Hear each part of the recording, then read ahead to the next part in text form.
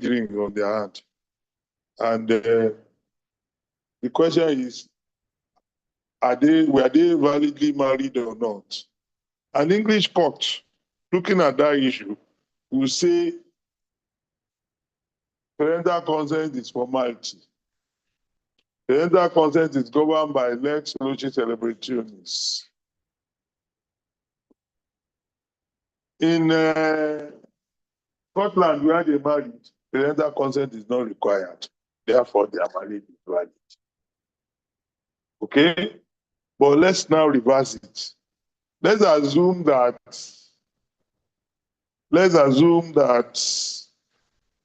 parental consent is a question of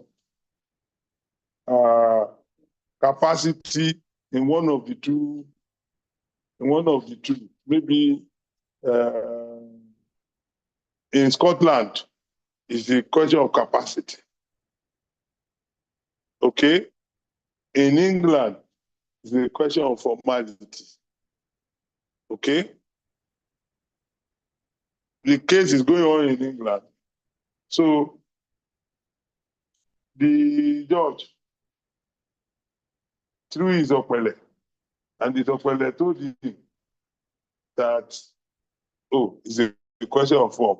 Apply lex loci celebrationis. Lex loci celebrationis leads the judge to Scotland. In getting to Scotland, the judge finds that the question of parental consent is capacity.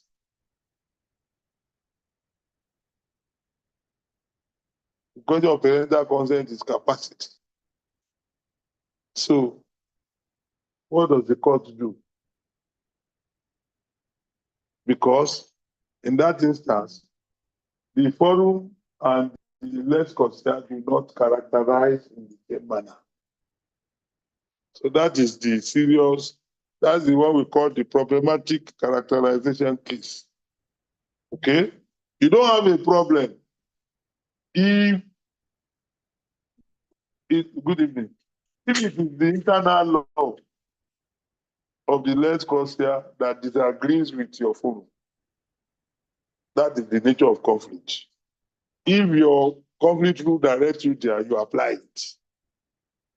But where you have a problem is if that particular issue is differently characterized, then you begin to say, do I characterize into that type of example? Would not say, okay, can I characterize according to the lex consent? The lex consent in that example will be Scottish law. And Scottish conflict will characterize the matter as capacity, not form. So, which means that the question by Scottish conflict rule will not be governed by Scottish law. And so, if you are characterizing by Scottish conflict rule, the fact that they celebrated in Scotland would not help them, because Scottish conflict rule would have said that the matter is a question of capacity governed by. So that is what we mean by serious problem of characterization. Basically, it is when there's a discrepancy between how the lex consent and the lex ori characterizes either the cause of action or the issue. Okay? And so when you now have that, you now have theories. You now have theories that will suggest what you should do. Some theories will say, close your eyes and characterize by the lex ori. Close your eyes and characterize by the lex ori. The other one will say, close your eyes and characterize by the lex consent.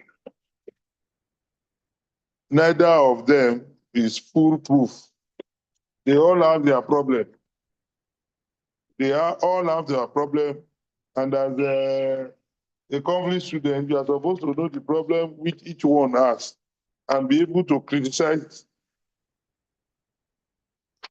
each option. Okay? What is the problem with the lecturer? If you characterize according to the lecturer, what is the problem with that? Yes? Or is there no problem? If you characterize by the lecturer, in this type of situation where the forum and the let's consider are characterizing differently, you close your eyes to the let's consider and go by the lecturer, you end up not having an answer in some instances. Like the example of talks, libel being crime in Brazil and thoughts in Nigeria, and the case is going on in Nigeria. Okay? So you want to ignore Brazilian characterization. So you characterize by lecturer and your pellet tells you to go to Brazil. Where are you going to find the law that will solve the problem in Brazil? When Brazil doesn't have an equivalent. Okay? So that is the problem with characterizing by the lecturer. What of the less consider?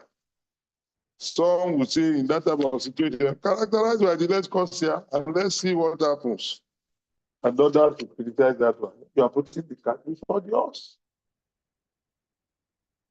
You are putting the cart before the horse. Because until you begin the process of characterization, you are not even going to know what the let's consider is. So unless you want to start playing table tennis, okay? Until you begin the process of characterization itself, you conclude it, you will not know what connecting factor is. And until you apply the connecting factor, you will not know the next cause here. So how can you characterize yourself? Are you with? Do you understand? So it's illogical, according to critique of the less consider method of characterization. So some more people suggested other methods. They said, well, okay, yeah. They said, maybe what you should do is, you should do what they call analytical jurisprudence and comparative law. Okay?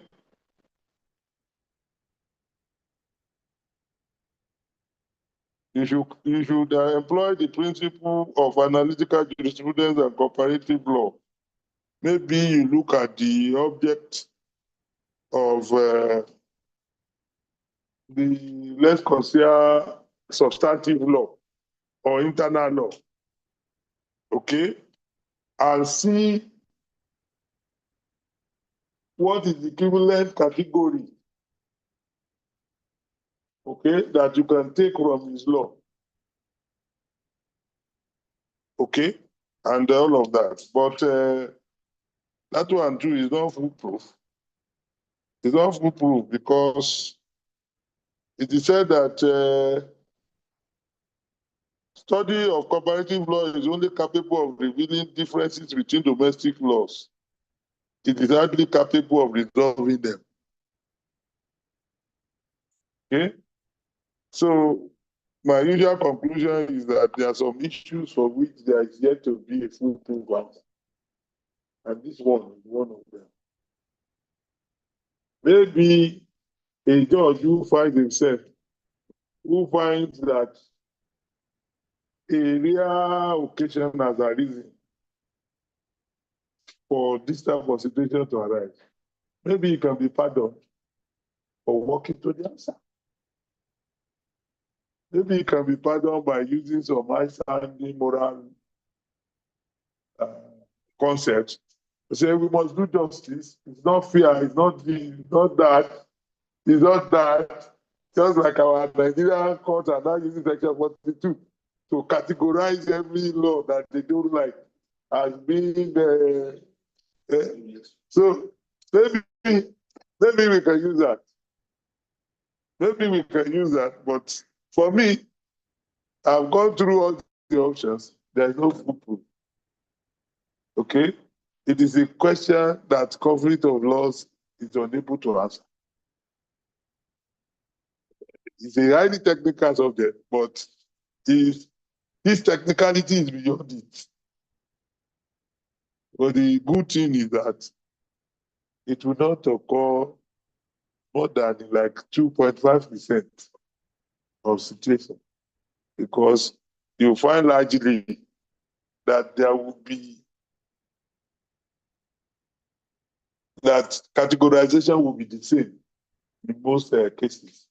The real issue will be internal laws will be different, but categorization is likely to be the same. What you will categorize as matrimonial property issue is likely to be so categorized elsewhere.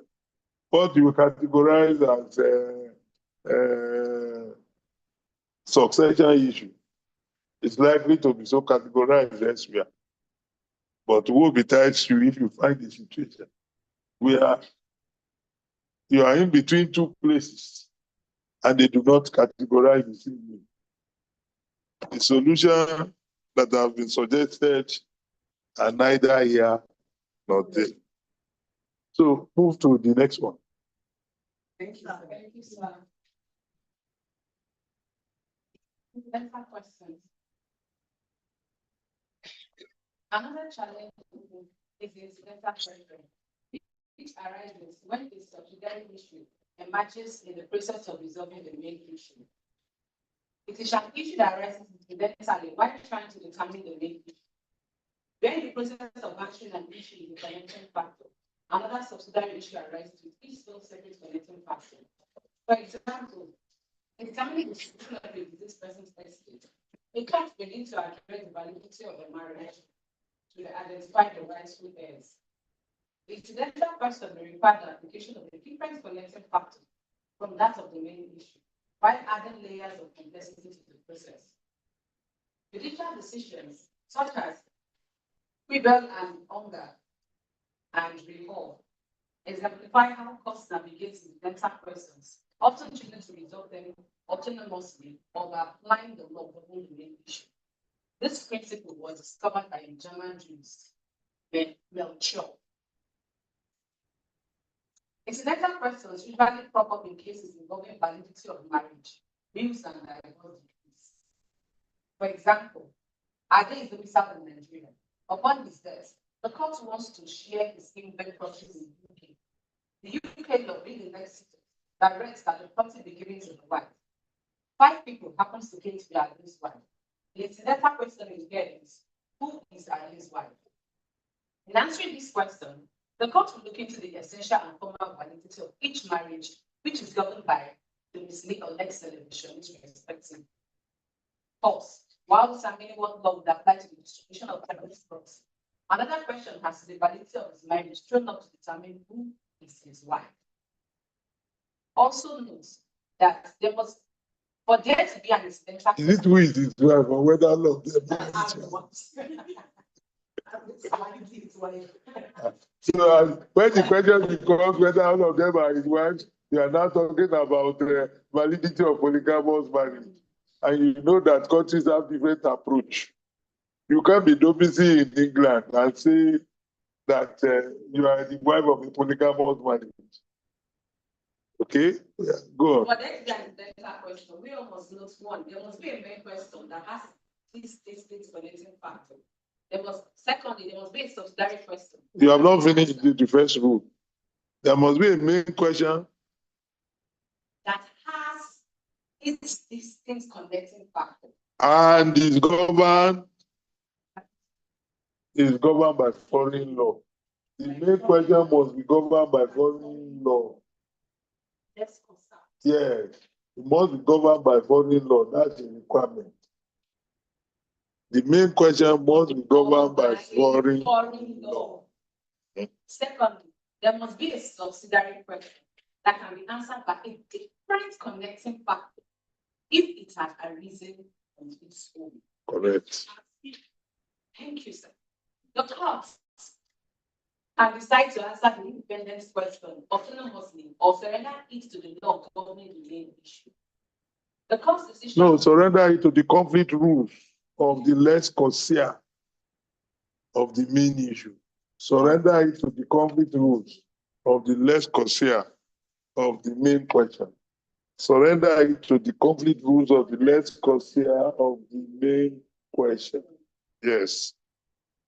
The court can decide to answer the independence question autonomously or surrender it to the conflict rules of the lex concierge of the main question. The court's decision to surrender it to the conflict rules of the lex concierge of the main question may affect the outcome of the case. Examples of this letter question: 1. No. Teach us. Apply it to this particular issue you have raised. The question of the man having 4 wives. And the man, if the man is, the issue was inheritance, isn't it? And the man died domicile where? In UK. If the man died domicile in England, okay? And 4 women, 4 whole women, 4 whole women that lay claim to inherit it before a Nigerian court. Do you understand? Yes, sir. How will the issue be answered? How will the issue be answered? How will, yes, use incidental question? Yes.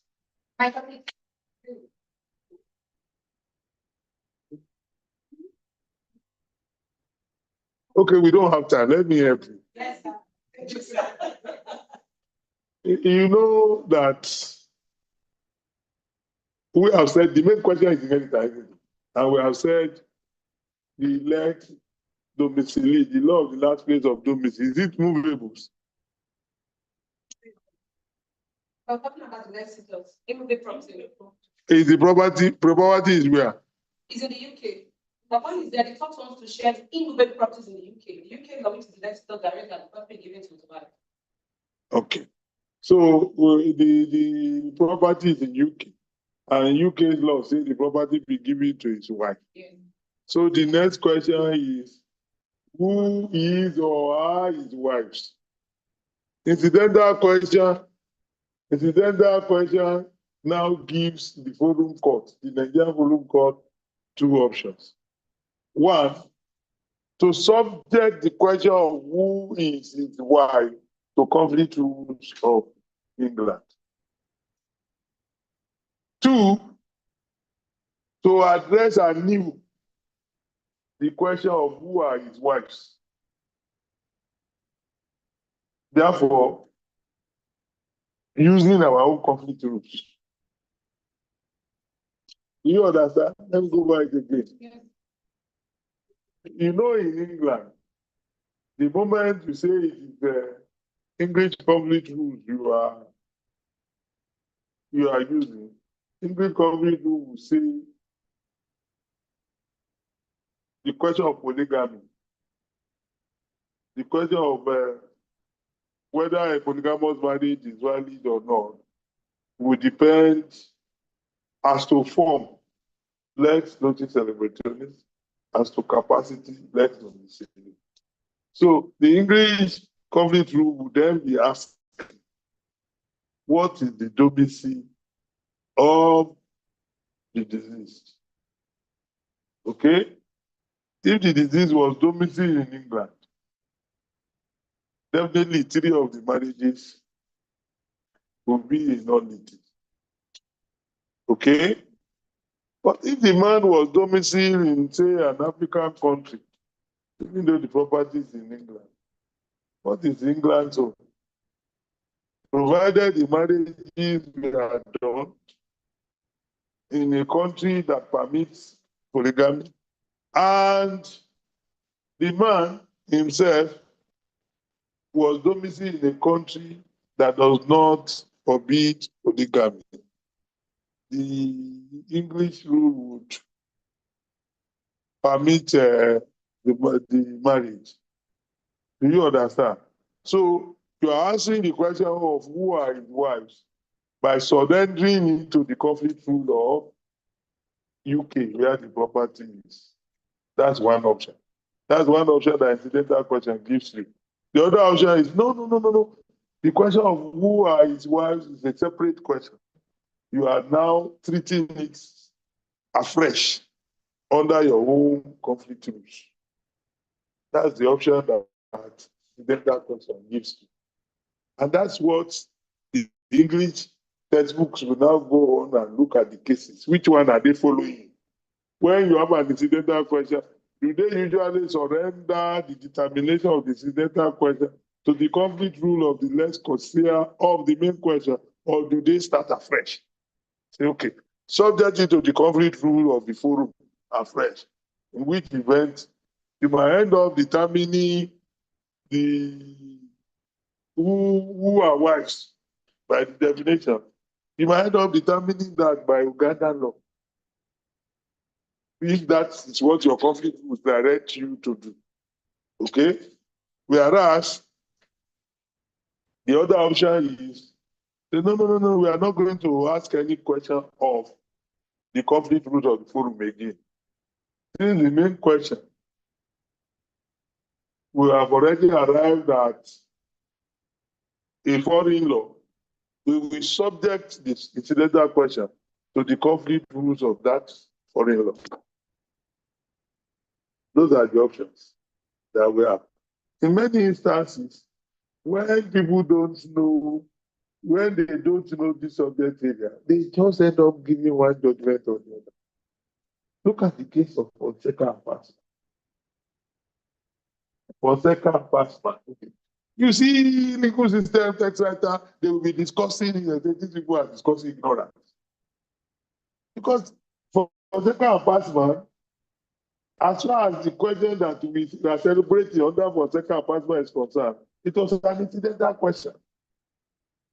Because the real issue for Fonseca and Passman was inheritance.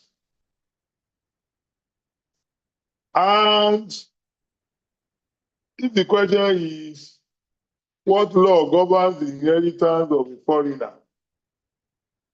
That is, we are talking about a succession issue that has what the enemy. When you throw our appellate, it will tell us, let's domicile. The law of the place of domicile, the last place of domicile of the disease. So for Fonseca and Passman, Portuguese law would have governed who was entitled to inherit or not.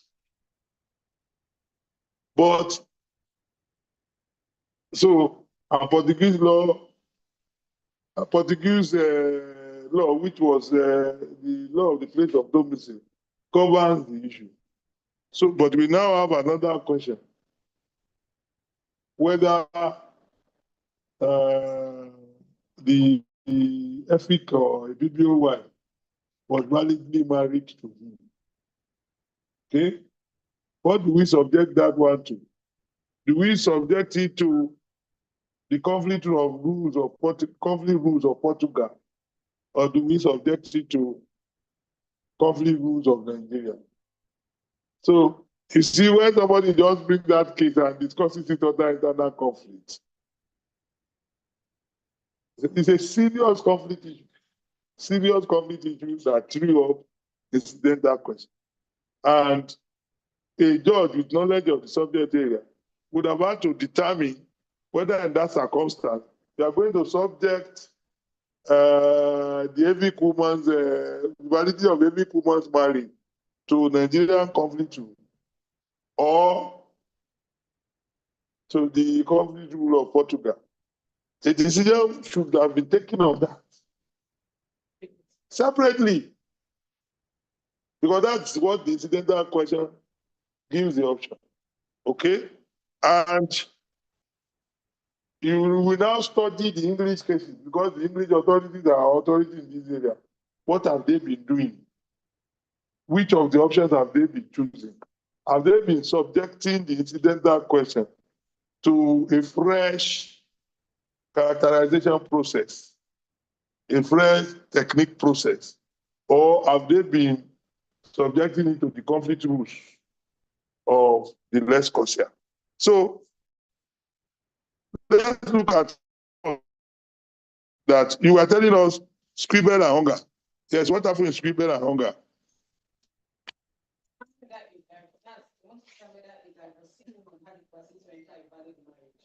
The incidental question was in relation to the validity of her previous marriage, previous divorce decree, which was invalid under Ontario law, which was correct, but valid under the law of the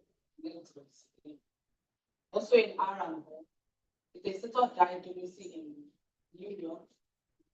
The main question was how to distribute his estate. The incidental question arose as the legitimacy of the child for the purpose of succession. Okay, we have scribble and hunger here. Let's read the facts. A husband and wife, both Jews, were domiciled in Hungary. They decided to emigrate to Israel. While en route to Israel, they were divorced by a Jewish get or extrajudicial divorce, just like the Muslims talak. Okay? They were divorced by a Jewish get in Italy. This divorce was not recognized. This divorce was not recognized by the law of Hungary, where they were still domiciled, but was recognized by the law of Israel. The parties then acquired domicile in Israel, and the wife, while so domiciled, went through a ceremony of marriage in Toronto with a second husband, who subsequently petitioned the Ontario court for a decree of nullity on the ground that the ceremony was bigamous. So the main question here was the wife's capacity to remarry, which by the conflict rule of Ontario was governed by the law of Israel. The incidental question was the validity of the divorce. This was not recognized as valid by the conflict rule of Ontario, but was recognized as valid by the conflict rule of Israel. The Supreme Court of Canada, affirming the decision of the Ontario Court of Appeal, held that the remarriage was valid because the law of our antenuptial domicile, because by the law of our antenuptial domicile, the wife had the status of a single woman. Thus, the incidental question was determined by the conflict rule of Israeli law, the law governing the main question, and not by the conflict rule of the forum. Okay? Even if you don't understand all the facts, Morris is telling you that by this case, it is the option of determining the incidental question, surrendering the incidental question to the conflict rule of the Lex Corsia that was followed. And what is the second option? What is the second option? The incidental question throws up. What is the second option? Tell me. What is the second option? The second option is that you start the matter afresh. You subject it to your own technique afresh, and you might end up arriving at a different answer from the one that the Lex Corsia of the main question would have arrived. But he tells us that this authority proves, okay, that the Ontario, the Canadian conflict would prefer the first option. That is subjecting to. The real issue is whether the judge has not first made up his mind. I want to save this marriage. I want to nullify it before choosing which option. Okay? But he gave us this one now to say that a Canadian court, why will the Canadian court authority be relevant? Well, it's the same common law. So you can cite it as being the common law position. So the next case. What happened in that one? Morris did not discuss that one. Okay, Adam Brentwood marriage registrar. An Italian husband married a Swiss wife and later obtained a divorce from her in Switzerland, where they were both domiciled. Okay, after the divorce, the wife remarried. The husband wanted to marry in England a Spanish national domiciled in Switzerland, but the registrar refused to marry them because in his view, there was an impediment. By Swiss law, capacity to marry is governed by the law of the nationality, and the Italian law did not recognize the divorces of Italian nationals. So the main question here, according to Morris, was the husband's capacity to remarry, which the English company rule, which by the English company rule was governed by Swiss law, the law of his domicile. The incidental question was the validity of the divorce. This was recognized as valid by English company rule, but was not recognized by the Swiss company rule as entitling the husband to remarry. The divisional court upheld the registrar's objections to the remarriage. Thus, the incidental question was determined by the conflict rule of Swiss law, the law governing the main question, and not by the conflict rule of the following. So 2 cases now, showing that it's option number 1. You subject the question to the conflict rule or of the lex conscia. Okay? I don't have that one here. What happened? Read the facts. It's okay. It's okay. Okay. So what is the morning conclusion? And that the senator person arose that said legitimacy of the child for the purpose of succession. It's just a straightforward condition. So that is incidental question for you. If we are going to go by these 2 cases, you might say that it's option number 1. Okay?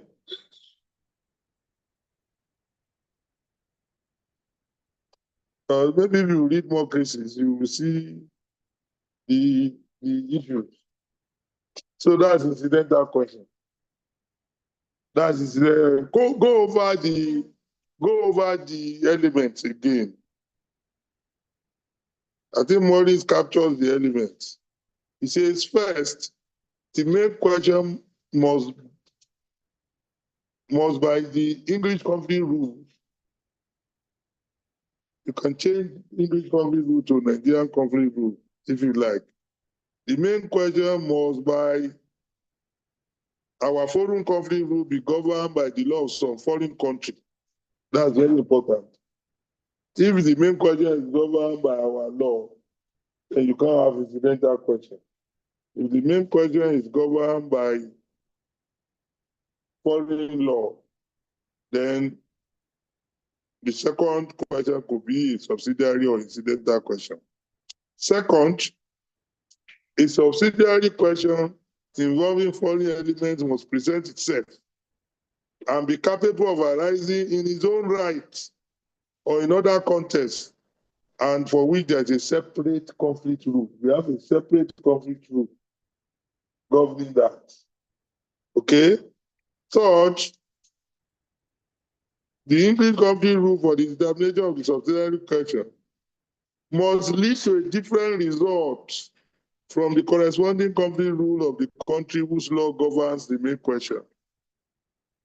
Like I've said, conflict rules exist to solve problems, not to compound them. If after all this traveling, the answer is the same everywhere, and there is no need to emphasize the incidental nature of the question. Okay? So those are the elements. We can now move to time factor. Do we have enough time? Yes, I will have to time factor. Okay. The elephant in the house, you have not got in there. Move on. He's ready. Yes, he's ready. That means you will do your own next week. Maybe online.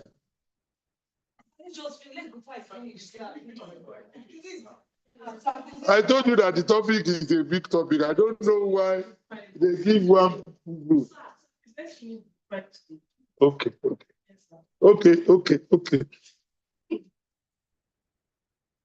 Don't worry, I will not require you to enter the witness box next time. I will just talk to you on Ruva by myself. Okay, teachers, give us a lecture on Ruva. Yes. So we are talk about time factor now. I have textbook to bodies. I have Morris. Agbede has an article on Ruva. He has an article on characterization. I used to have an article on time factor, but I don't even know where I get it. Okay. So talk about time factor as quickly as you can.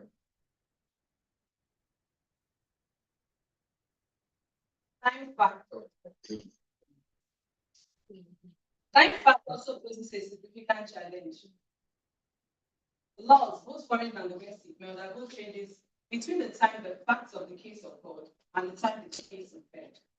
Courts must decide whether to apply the law as it existed at the time of the fact or as it exists at the time of adjudication. Where a foreign law has undergone changes since the facts occurred, should the court apply the law as it was when the facts occurred, or should it apply the law as it is presently? The court can ignore subsequent changes in the law or retrospective legislations. Where the court does so, we can say that time is a factor. Second, recognize changes in the law. In this case, time is said to not be a factor. Thought, for example, thought is one of the areas where time is not a factor. In the case of Lee versus Air, where Edward John Air, he was the ex-governor of Jamaica, passed a retrospective legislation which immunized him from various torts committed during his reign. He was sued in England, but the English court held that the case could not succeed because of the retrospective legislation uniting the governor. That's respected as for backward. The court in this case recognized the changes in the law. The court also held that time was not a factor in Statkowski versus Attorney General. And the court recognized the retrospective effect of the Australian law that validated void marriages. This issue is particularly pronounced in cases involving foreign law, where the parties must plead and prove the relevant foreign laws to the satisfaction of the courts. If the foreign law is not clear or adequately proven, the court may default to apply the new forum, which was also seen in, you can check at the identity. Thank you very much, sir. Okay, let's talk about time factor. You are just clapping. What do you understand about that? What do you understand? Everything she said is correct, but are you sure you understand that? You participated in the right thing, so it is easy for you to do. The other people, do they understand what we are talking about? You see, no, forget about Ruva. We will take it as read. Thank you, sir. I will discuss Ruva completely next week. Thank you, sir. You see, but time factor is a straightforward, although textbook can make it appear difficult, give you categories of issues involving time factor and all of that. There is only one we are concerned with in conflict of laws. We are concerned with retrospective change in the lex concierge. Okay? If you want to read an original article on those topics, you can read the article of Godecki and the article of Mann. These two people they did a lot of work on the subject. Brodecki and Mann. I will give you, I'm sure that Morris will cite them. Okay? Now,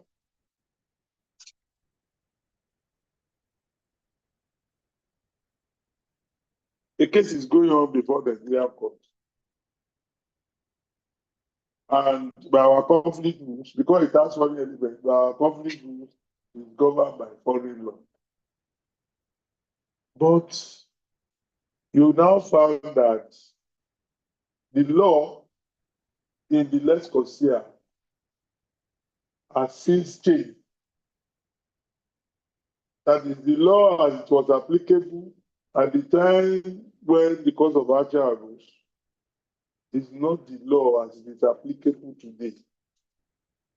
Okay? The simple question we try to answer in that matter is,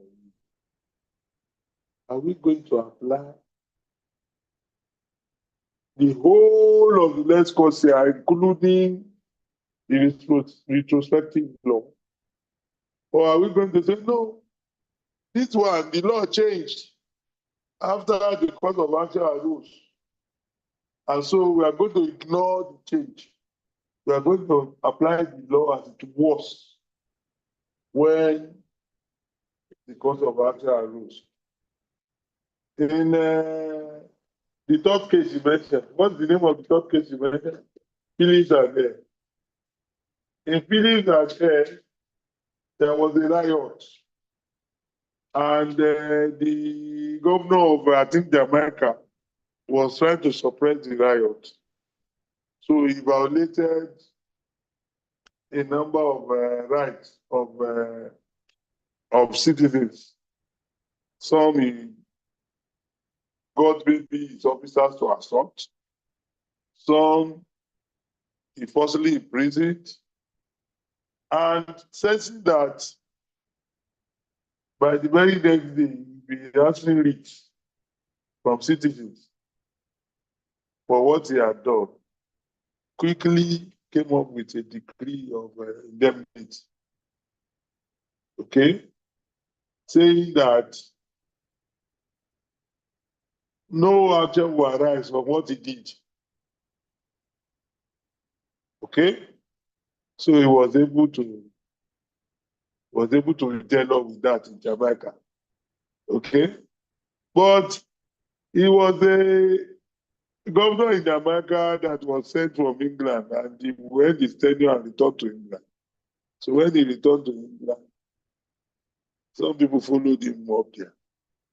They said, you have done what you wanted to us in Jamaica.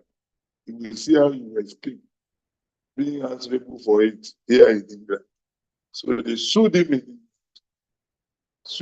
England several, maybe months or years after he had covered himself up in Jamaica. The question before the English court is, it is a tort. It is governed by Lex Loci Delicti Commissi. The Lex Loci Delicti Commissi is Jamaican law. What is Jamaican law in the context of this matter? Are we going to confine Jamaican law to what it was on the day he committed the wrong?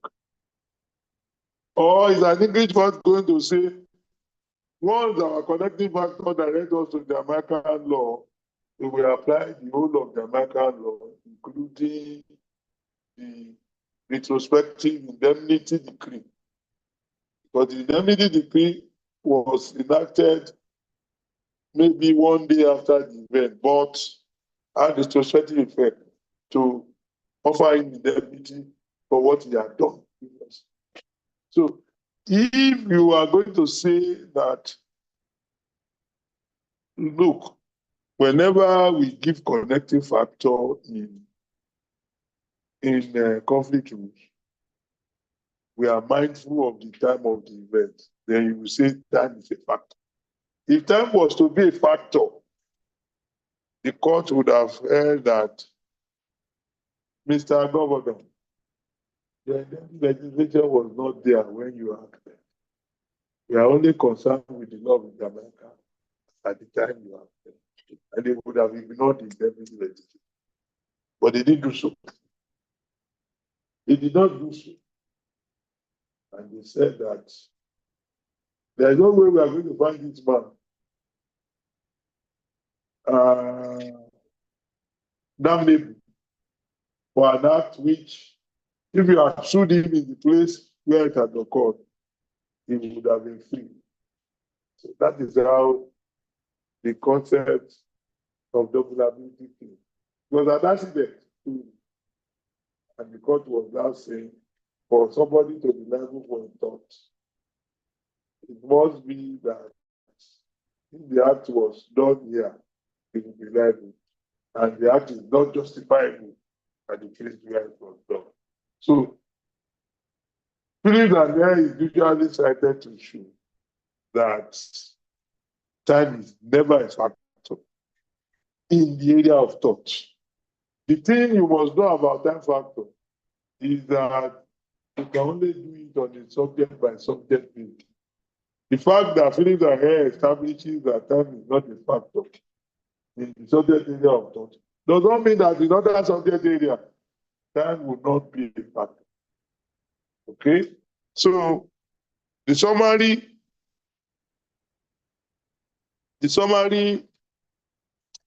usually is that your textbook will now go to different subject areas. The first one, they will give you what's his name? That case, Phillips and Hare, to show you that time is not a factor in the subject area of tort. Okay? Then they will give you succession to immovables and succession to movables. They will give you, under succession to movable, they will give you the case of Lynch and Provisional Government of Paraguay. Lynch and Provisional Government of Paraguay. A testator who had been a dictator of Paraguay died domiciled there, having by his will left movable property in England to his mistress, the plaintiff. 2 months after his death, but before probate of the will had been granted in England, there was a revolution in Paraguay, and the new government passed a decree declaring all the testator's property, wherever situated, to be the property of the state and depriving his will of any validity in England or elsewhere. This decree purported to relate back to the time of the testator's death. So the plaintiff applied for a grant of probate as a universal legatee under the will. Our application was opposed by the new government. The government opposition was bound to fail because the decree was penal. That's another issue. We will get there. Grant for exclusion of otherwise applicable foreign law. Okay? So that would have answered the question. But Lord Perseus went ahead to answer it on the ground of time factor. So, but Lord Perseus, in granting probate to the plaintiff, preferred to rest his judgment on the ground that English law adopts the law of the domicile as it stands at the time of the death. As it stands at the time of the death. You see that this approach is different from Phillips and Hare. Okay? The Paraguayan law changed after the time of death. By the lex domicili, Paraguayan law governs him. And at that time, a revolution had not occurred. And the law had not changed to deny him the right to benefit people from his will. So, but when the Paraguayan government or state changed the law, they gave it retrospective effect. Just like the indemnity legislation of Jamaica. But in this particular case, the English court has said, we are not going to recognize that Jamaican, that Paraguayan decree that denies this man of that denied his heirs of the right to inherit him only 2 months after his death, making it retrospective. But the sweeping statement of Lord Persians would then tend to suggest that for every issue governed by domicile, it would have to be at the time of the event. You know that the connecting factor for inheritance is domicile, the last place of domicile of the disease. So that was the rule that Lord Persians construed to say that it is his domicile at the time of his death. Okay? So what he had done, the interpretation of what he had done is to say that as far as succession to movable is concerned, time is a fact. So if I want to trouble your understanding of this subject area, I will say that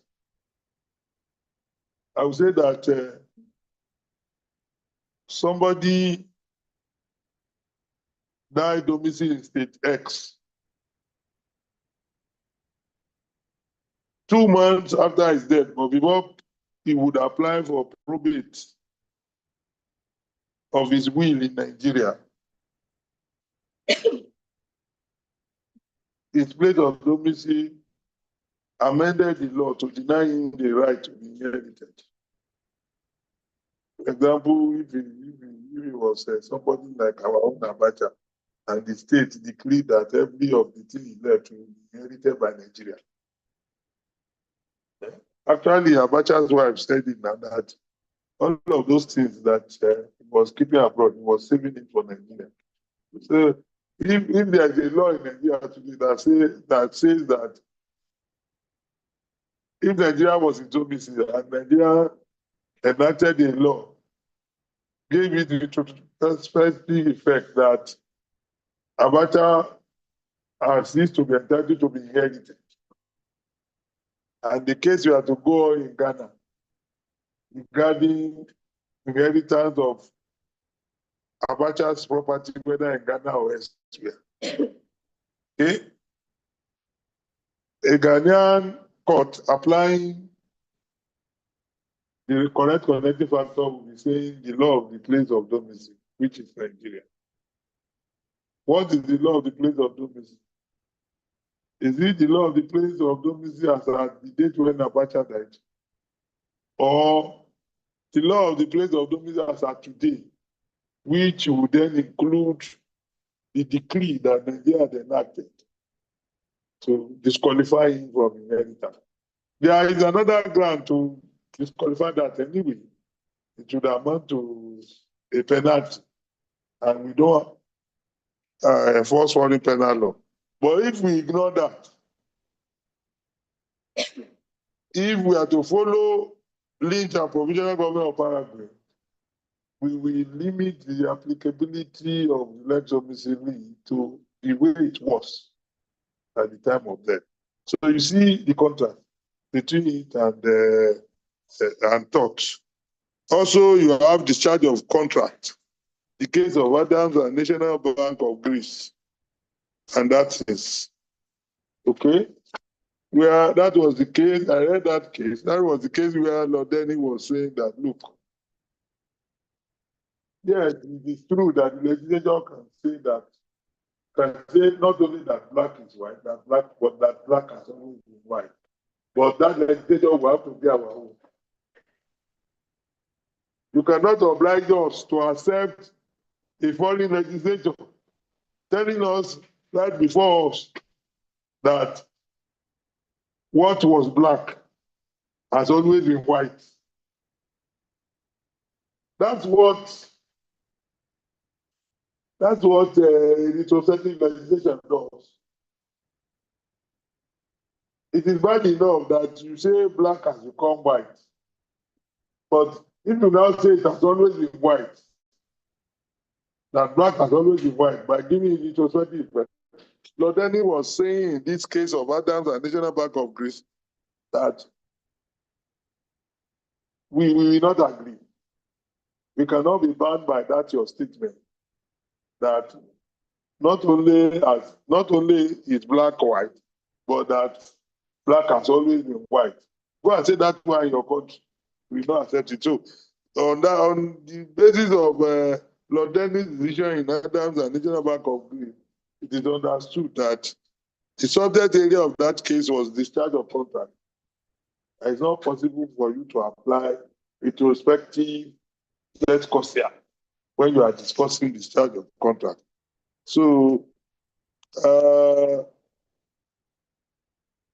other cases, Nelson and Bridport, Reagonos Trust. In all of these cases, they followed the Phillips and Hare to say that the English conflict rules in those subject area will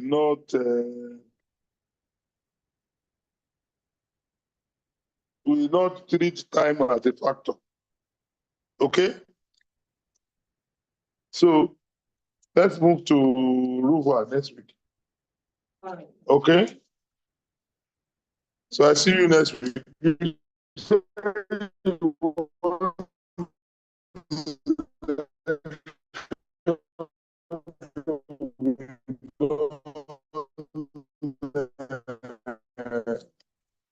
Topic like over to be done physically. Many of you are here.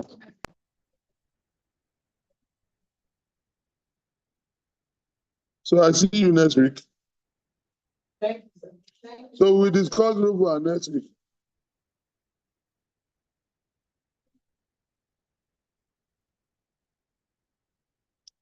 Those of you who will not come to class, did you get anything? Hello? Yes, we Yes, did. sir. Yeah. Yes, sir. Okay. Well, we are Thank trying you. our best to help Yes, sir. you. I learned Thank a you, lot, sir. sir. Yes, we did. Thank you, sir. We appreciate you, sir.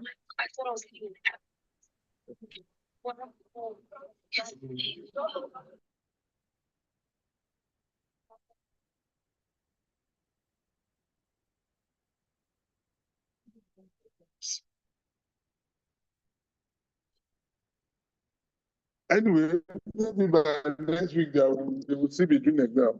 That can be our excuse for doing it virtually. But I just hope that people will pay attention because these topics are, they are very important to understanding the subject.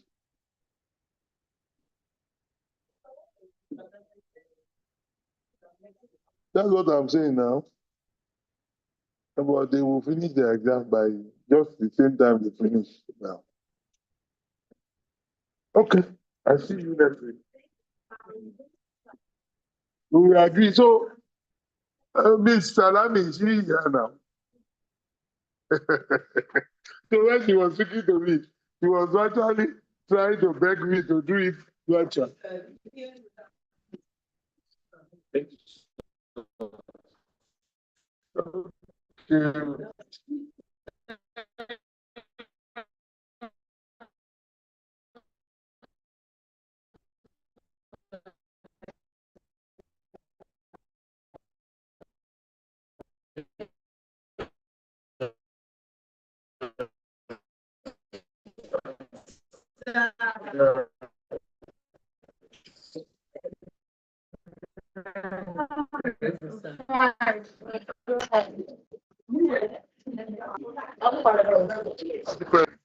Let me carry all this load.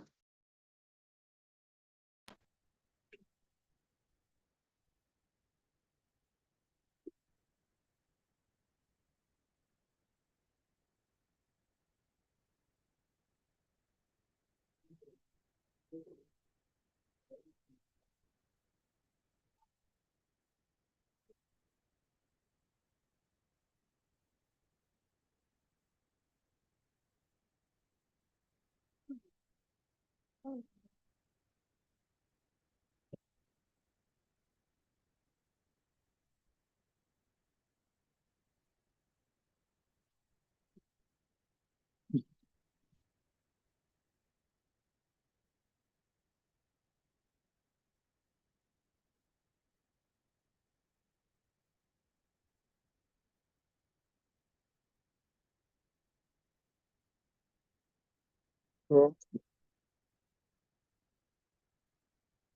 Bismillah.